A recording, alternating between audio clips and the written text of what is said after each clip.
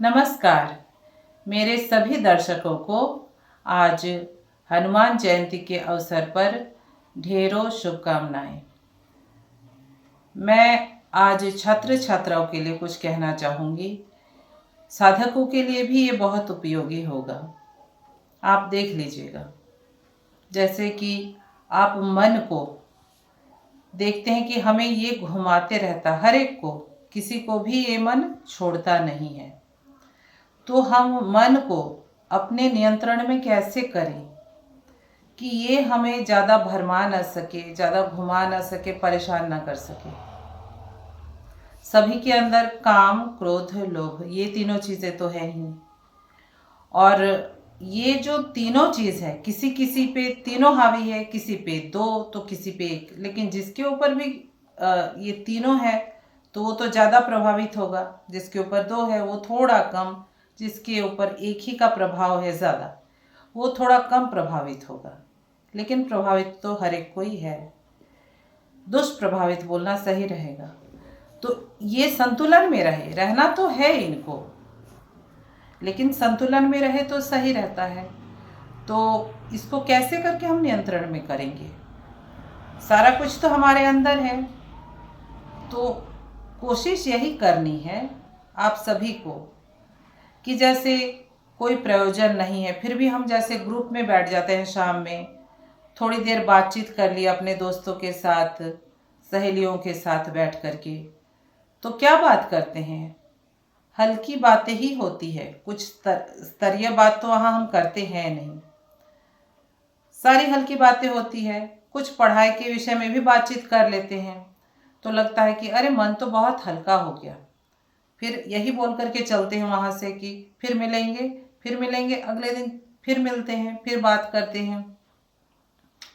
तो हम जितना अधिक अपने शरीर को, जैसे स्कूल कॉलेज जा ही रहे हैं, इसके बाद भी कहीं जा कर के बैठते हैं, बातचीत करते हैं, गपशप करते हैं, घूमने चले गए, मार्केट चले गए, कहीं घूम घाम करके आए, लगता है जैसे मन फ्रेश हो गया। मन फ्रेश तो होता है नहीं, मन और हम लोग चंचल करके आ जाते हैं। लेकिन इस बात को हम समझ नहीं पाते हैं।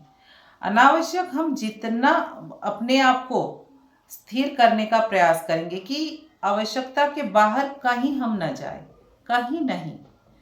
कि मार्केट जाना आवश्यक है? नहीं। ग्रुप में बैठ कर के गपशप करना आवश्यक है? नहीं। किताबें हैं, उनसे हम पढ़ करके कुछ कर ले सकते हैं। अपने आप में रहना, जो अपने आप में रहना सीख गया उसका मन धीरे धीरे शांत होता जाएगा।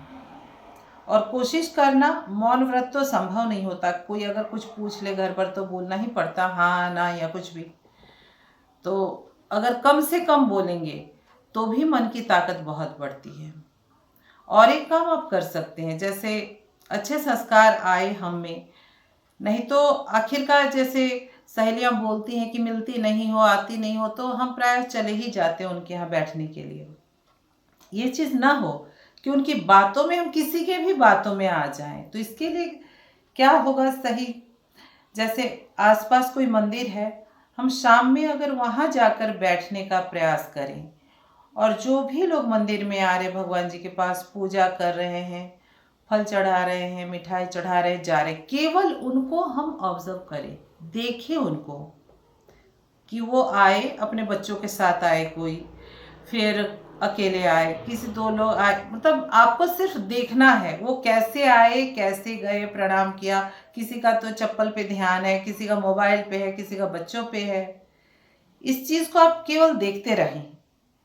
कुछ दिनों बाद आप खुद फील कीजिएगा, वहाँ भगवान जी का नाम तो होता ही है, वो भी कानों में आपके पड़ता रहेगा। तो ये भी अच्छी बात है एक, कि सुनने को क्या मिल रहा, भगवान का नाम। तरह तरह के भक्त आ रहे हैं और जा रहे हैं। तो आप देखेंगे कि एक दिन आप इस चीज़ को नोटिस कीजिएगा कि कुछ लोग आए, उनमें ज़्यादातर लोगों का ध्यान इधर उधर ही था। दो चार लोगों को ही देखेंगे कि आए तो बिल्कुल एकदम जैसे सारा ध्यान उनका भगवान की तरफ केंद्रित है।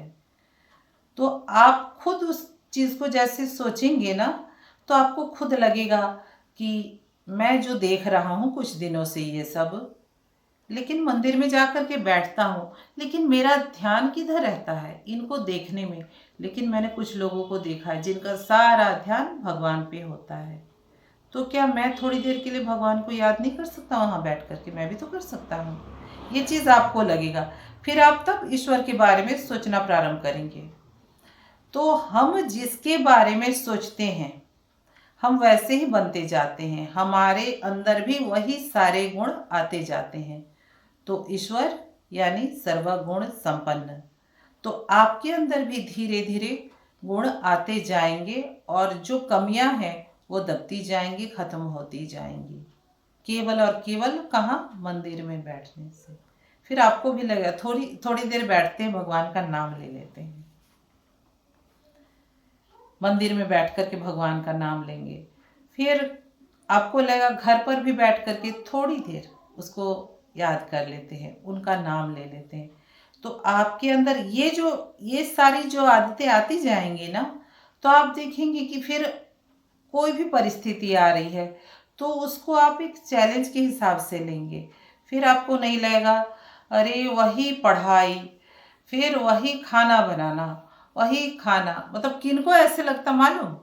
जिनका कोर्स कंप्लीट नहीं हुआ है, एग्ज़ाम सर पर है, अब क्या करें? रात जग जग करके पढ़ना है, अब कुछ याद है कुछ नहीं है, तनाव के मारे कुछ भी अच्छा नहीं लगता, बात करते हुए नहीं किसी से, खाना खाते भी अच्छा नहीं लगता है, नींद भी ठीक से नहीं आती है, तनाव के कारण होता है, क्योंकि उनका बाकी दिन व्यवस्थित तो होता नहीं है। अब फॉर्म फिलअप करने के बाद उनको लगता है कि अब व्यवस्थित ढंग से हम पढ़ाई करेंगे, लेकिन तब तक देर हो चुकी होती है। वो थोड़ा समय होता है तैयारी करने के लिए कि बहुत अच्छा परिणाम नहीं मिल पाता है, इसीलिए क्योंकि बाकी दिन तो उसने पढ़ाई की ही नहीं। तो अचानक से एकदम सारा बोझ आ जाता कि पढ़ना है, तुरंत एग्ज़ाम है, कैसे करेंगे, क्या करेंगे, झलाट, और तो कुछ होता है नहीं। और थोड़ा बहुत जो भी पढ़ाई कर लेता है या लेती है तो वो भी दिमाग से निकल ही जाता है, क्योंकि बहुत सारा पढ़ लेने पर एक साथ क्या होगा, 2-4 दिन में तो सारा कुछ दिमाग में रखना संभव नहीं है। तो व्यवस्थित खुद को करने के लिए एक तो कहीं अनावश्यक आना जाना नहीं, और अनावश्यक बोलना भी नहीं। जहाँ तक हो सके आप शांत रहें। आप शांत रह कर के देखें तो सही, मन में विचारों का इतना जमघट लगा रहता है, आदमी खुद से जितनी बातचीत करता है ना, किसी से नहीं करता है। वहाँ भी आपको लगेगा मौन है कहाँ, मन कितनी बातें करता है। उसमें अगर हम शरीर को भी दौड़ाते रहे, भगाते रहे कि सहेली के यहाँ चले गए, दोस्त के यहाँ चले गए, मार्केट चले गए, उसके बाद देखना ही क्या, वो मन तो और घुमाएगा और घुमाएगा, परेशान करके रख देगा, करता ही है जो कि। तो सबसे पहले तो शरीर को शांत करना कि नहीं जाना है, ज़रूरत नहीं है मतलब नहीं जाना है, और बोलना नहीं है, ज़रूरत नहीं है, नहीं बोलना है। हाँ ना से काम चल जाएगा तो ठीक है, हाँ ना ही बोलेंगे, उससे बाहर नहीं बोलेंगे। ये सब कुछ दिन प्रैक्टिस करना पड़ेगा, फिर देखिएगा कि आप जो सोच रहे हैं कि एक रूटीन बनाते वो भी बनने लगेगा आपका, उसके अनुसार चलते हैं आप, चलने भी लगेंगे, ये ताकत फिर मिलने लगती है। लेकिन मैंने जो कहा ना कि मंदिर जाइए, वहाँ बैठिए थोड़ी देर, इससे आपको और भी जल्दी इसमें मदद मिलेगी। आज के लिए इतना ही, धन्यवाद।